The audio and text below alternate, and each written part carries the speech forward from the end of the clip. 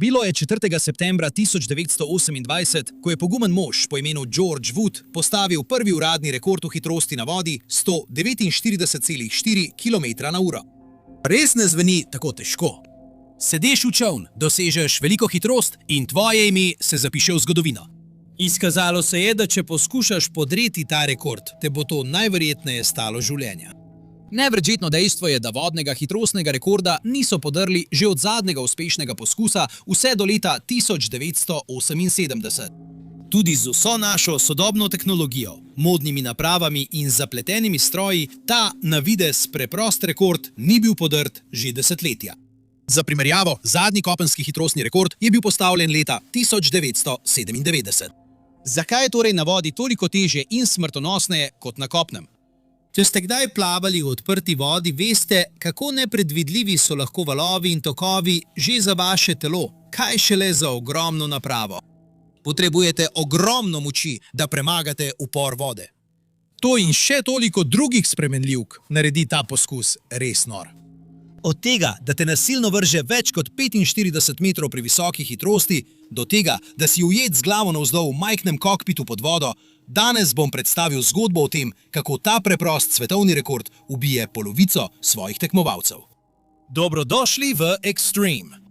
Predstavljajte si to. Pripnete se v čoln, preden z več kot 320 km/h švignete čez vodo. Ne sliši se kot nekaj, v čemer bi večina ljudi uživala, kaj ne? A vendar je bilo to za nekaj iskalcev vznemirjenja vse njihovo življenje. Ti čolni so opremljeni z zmogljivimi motorji in napredno opremo, ter so pod poveljstvom izkušenega kapitana. Čeprav se morda zdi noro, je več kot ducat ljudi poskušalo podreti ta rekord in več kot polovica jih je medtem umrla. Vse se je začelo v začetku 20. stoletja. Ljudje smo postajali vse bolj navdušeni nad vozili z motorji in nad tem, kako hitro jih lahko poženemo. Sčasoma so inženirji postali obsedenimi z izdelavo vodnih vozil, ki bi lahko dosegla enako.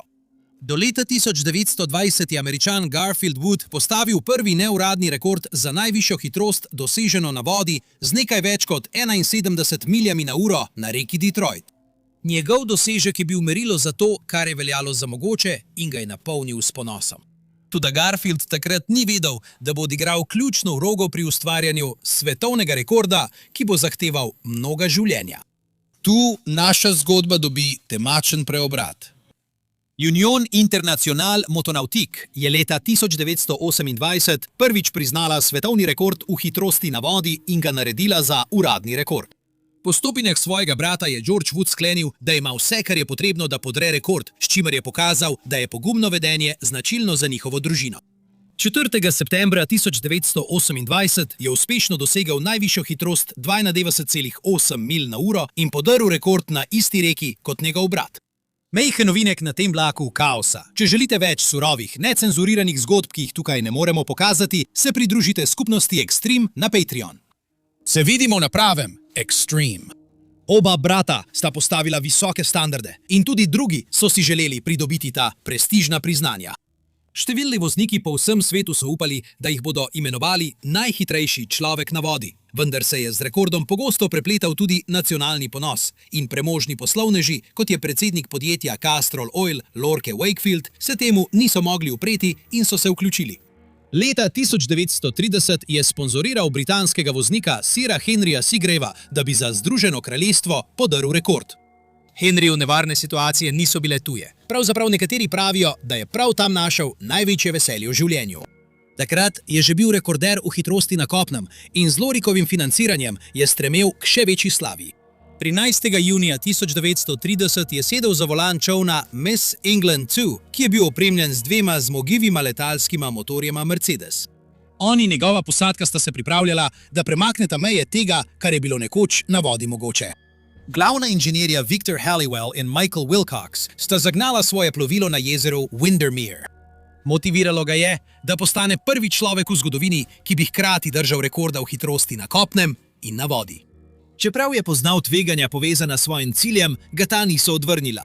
Vse, kar si je želel, je bilo podreti rekord Wooda. In točno to je tudi storil, saj je med svojima prvima dvema poskusoma dosegel povprečno najvišjo hitrost 159,1 km/h. Kljub navdušenju gledalcev, Henry ni bil zadovoljen. Želel si je, da bi ga zgodovina pomnila kot prvega, ki je presegel hitrost 100 milj na uro. Zato se je vrnil na izhodišče za tretji poskus. Ni vedel, da bo njegova želja po preizkušanju meja zmogljivosti čolna kmalu privedla do strašne tragedije. Le nekaj trenutkov po končanem drugem poskusu se je ekipa znova odpravila na pot. Žvižganje vetra in pljuskanje vode sta odmevala v ozadju, ko so z vsako sekundo povečevali hitrost. Čoln je vibriral, ko so se približevali meji 100 milj na uro. In potem, z zadnjim sunkom, je Henry postal prvi voznik, ki je presegel to mejo. A potem se je nenadoma čoln silovito prevrnil in poletel skozi zrak. Njegov glavni inženir Viktor je umrl na mestu, ko je ogromna teža čolna prešla čez njegovo telo in ga zdrobila. Njegov drugi glavni inženir Mihael je uspel pobegniti z zlomljeno roko, potem ko ga je ob trku vrglo iz čolna. Ta katastrofalen dogodek se je zgodil v delčku sekunde pred osuplo množico, reševalne službe pa so pohitele na pomoč Henriku, ki je bil nezavesten v vodi. Za kratek čas je prišel k zavesti, potem ko so ga potegnili iz vode in vprašal po usodi fantov. Toda poškodbe, ki jih je utrpel med strašnim trkom, so mu kmalu zatem vzele življenje, saj je umrl zaradi notranje krvavitve v pljučih. Tako je zloglasni rekord v hitrosti na vodi terjal svoji prvi dve žrtvi. A to zagotovo ne bi bila zadnja. Po Henryjevi smrti so Miss England 2 rešili in popravili. V naslednjih nekaj letih se je njen novi voznik, Kay Don, večkrat pomeril z Woodom, saj sta oba večkrat podrla rekord. Napredek v tehnologiji je pripeljal do močnejših in na koncu hitrejših čolnov. V naslednjih desetletjih je gradnja čolnov postala prava umetnost, inženirji pa so si prizadevali ustvariti popolno pravilo.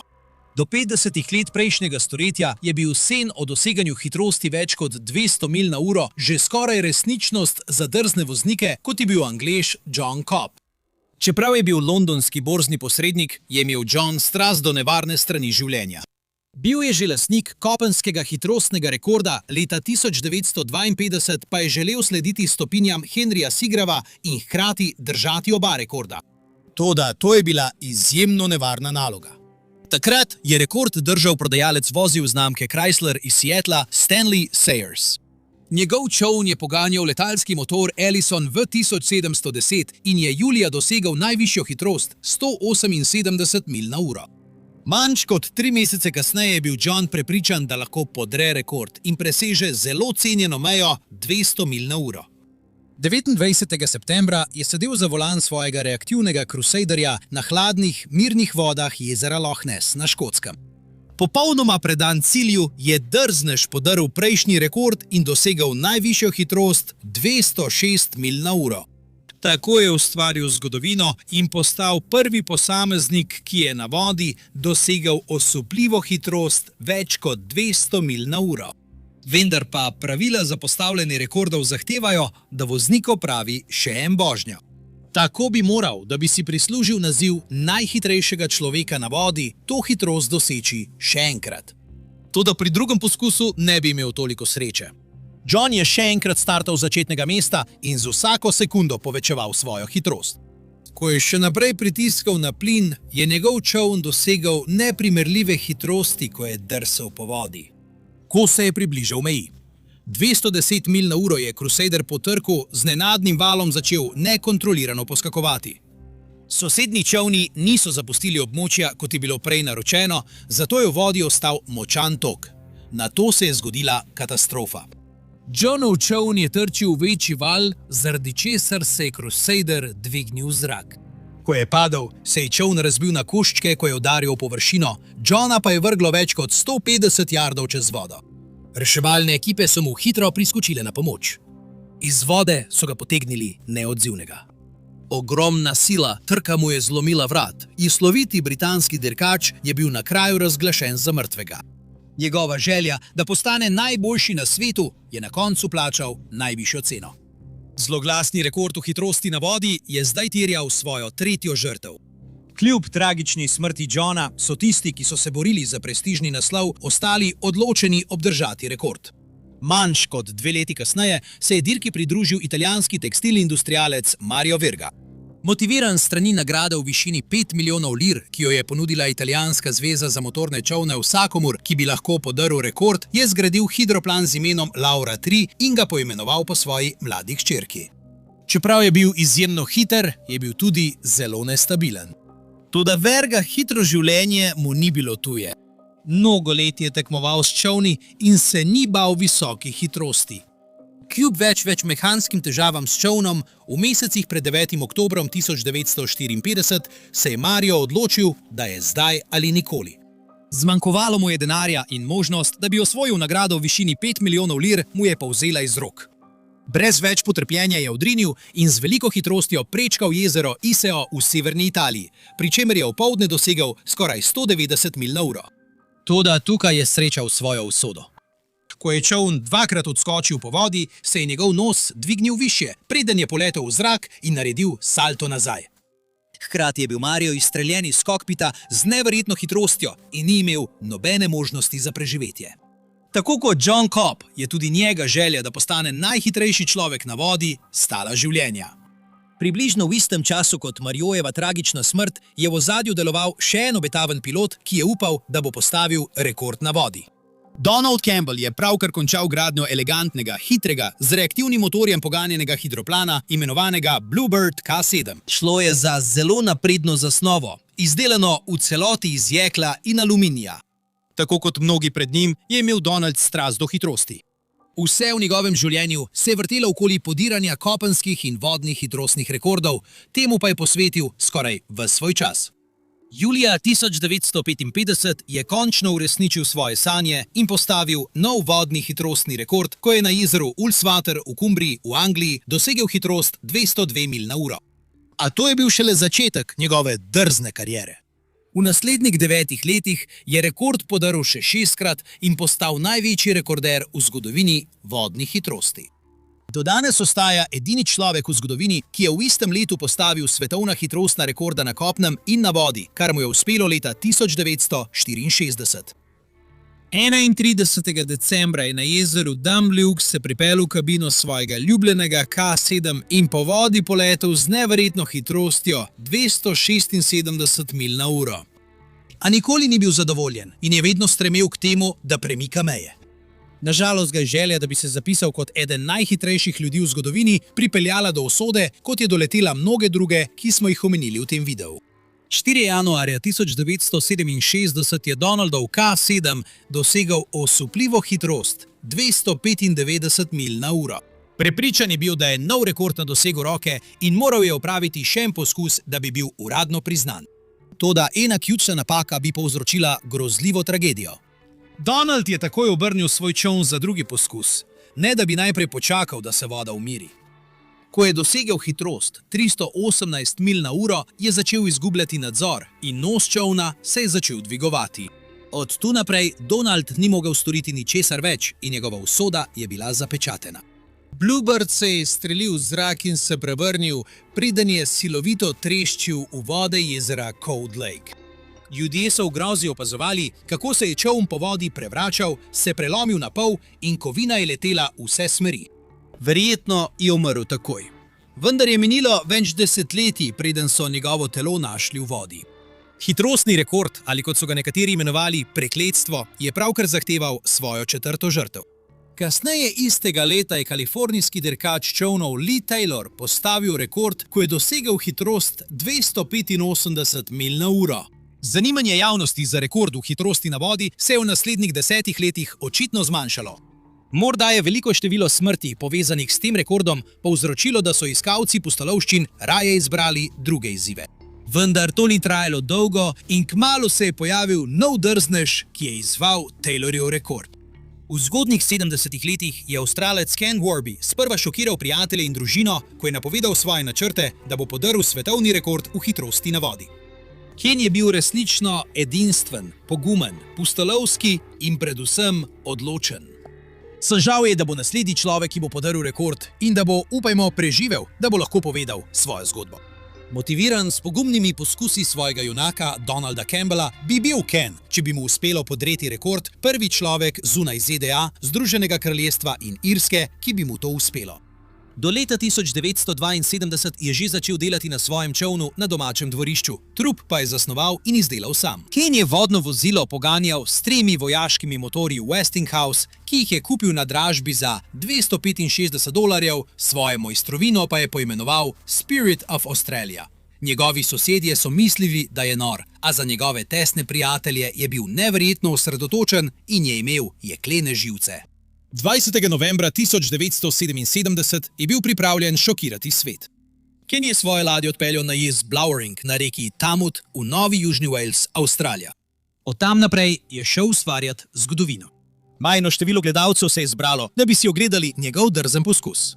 Toplo avstralsko sonce je neusmiljeno sijalo na njegovo čoln, medtem ko je na odprti vodi zaganjal motor. Zadnjih nekaj let svojega življenja je preživel v pripravah na ta trenutek in zdaj je bil tu. S svojimi jeklenimi živci je Ken potlačil tako navdušenje kot strah, potegnil za ročico za plin in odpeljal čez vodo. Po 2 poskusih potrebnih za podiranje rekorda, Ken verjetno ni mogel verjeti, saj je pravkar podrl rekord Leeja Taylorja, potem ko je dosegal najvišjo hitrost skoraj 289 milj na uro. Skupnost ljubiteljev hitrosti na vodi je bila osupla nad dosežki Kena, ki mu je nekako uspelo nemogoče. A vendar še ni končal. Novica o avstralskem dosežku se je razširila po vsem svetu in kmalu si je prislužil prepotrebno sponzorstvo znamke kopalk Speedo. Naslednje leto je bil pripravljen še enkrat premakniti meje mogočega in poskusiti preseči hitrost 300 milj na uro. 8. oktobra 1978 se je ponovno vrnil k jezu Blowering Dam v upanju, da bo podrl svoj lasten rekord. Tokrat je imel nadgrajeno različico svojega prejšnjega čolna, ki je bil obnovljen s pomočjo avstralskih zračnih sil. Bi mu uspelo v njegovem poskusu ali bi podlegel grozni usodi kot mnogi njegovi junaki, vključno s Campbellom? Ko se je majhna množica zbrala blizu čolna, so njegovi pomočniki pripeli Kena v pilotsko kabino podobno letalski. Tik preden je zagnal motor, je pogledal svojo ekipo in rekel: "Čolna ne voziš, čoln nosiš." S tem nepozabnim citatom se je podal čez vodo in njegova hitrost se je z vsako sekundo povečevala. Spirit of Australia je drvel naprej v ravni liniji, drsel po površini vode in se lahkotno zibal z ene strani na drugo. To gibanje je Kenu omogočilo, da je sprostil vsakršen zračni pritisk, ki se je nabral pod trupom, s čimer je zmanjšal možnost prevrnitve. Kenov čoln ni bil nič posebej visokotehnološkega ali posebnega in tako kot njegovi junaki bi lahko izgubil življenje. Toda njegove spretnosti so zagotovile, da je ostal varen in z zadnjim pospeškom je postavil nov rekord s 317,6 miljami na uro. Ken je bil prevzet od veselja, ko se je vrnil k svoji ekipi, da bi preveril uradni čas. Pravkar je podrl svoj lasten svetovni rekord in, kar je še pomembneje, utrdil svoj položaj kot prvi človek, ki je uspešno dosegel več kot 300 milj na uro na vodi in preživel, da bi lahko povedal svojo zgodbo. V letih, ki so sledila, je Ken postal superzvezdnik v dirkaški skupnosti in je popeljal Spirit of Australia na turnejo po Združenih državah Amerike. Drugi so se lotili dela in upali, da bodo podrli rekord, medtem ko je potoval po ZDA. A niso imeli vsi toliko sreče kot Ken. Leta 1980 se je na prizorišču ponovno pojavil Lee Taylor, popolnoma odločen, da postane rekorder. Tokrat je zgradil močno raketo imenovano Discovery 2. Nekega hladnega novembrskega jutra leta 1980 je Lee prispel na jezero Tahoe s svojo ladjo in številnimi gledalci, ki so bili željni videti, kako bo podrl rekord. Nažalost so bile vremenske razmere slabe in poskus je moral biti odpovedan. Mnogi gledalci so prepotovali precejšno razdaljo, da bi podprli Leeja, in on je to vedel. Da ne bi razočaral svojih zvestih oboževalcev, se je odločil namesto tega opraviti poskusno vožnjo. Motor je zarohnel, ko se je približal hitrosti 270 milj na uro. Medtem ko so navijači navijali strani, je Lee na krovu Discoveryja začel počasnevati.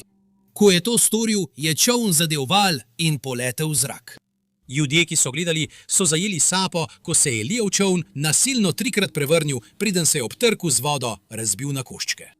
Celoten dogodek ni trajal več kot nekaj sekund in ko so se delci čolna razleteli v vse smeri, je bil kokpit potopljen pod vodo.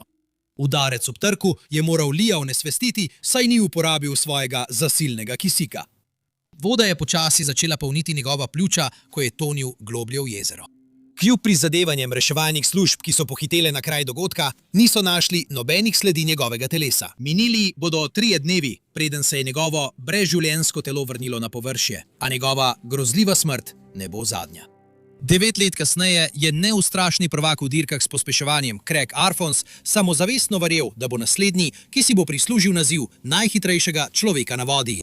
Prihajal je iz dirkaške rodbine, saj sta bila njegov oče in stric, Art Arfons, svetovna rekorderja v hitrosti in legendarna dirkača z reaktivnimi vozili. Nevarne situacije mu niso bile tuje. Bil je popolnoma pripravljen, da preizkusi meje svojega čolna, Rain X Challengerja, v upanju, da še dodatno utrdi zapuščino svoje družine.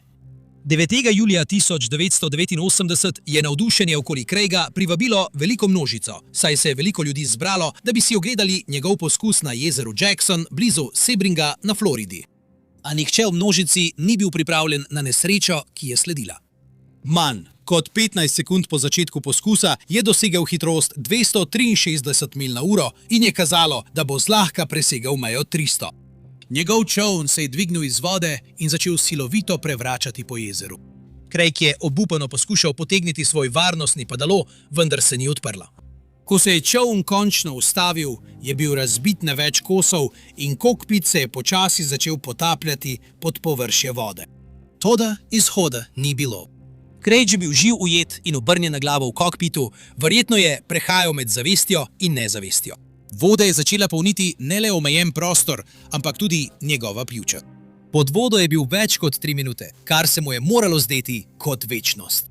Potem so reševalci končno uspeli izvleči njegovo brezživljenjsko telo iz vode. Žal je bilo prepozno.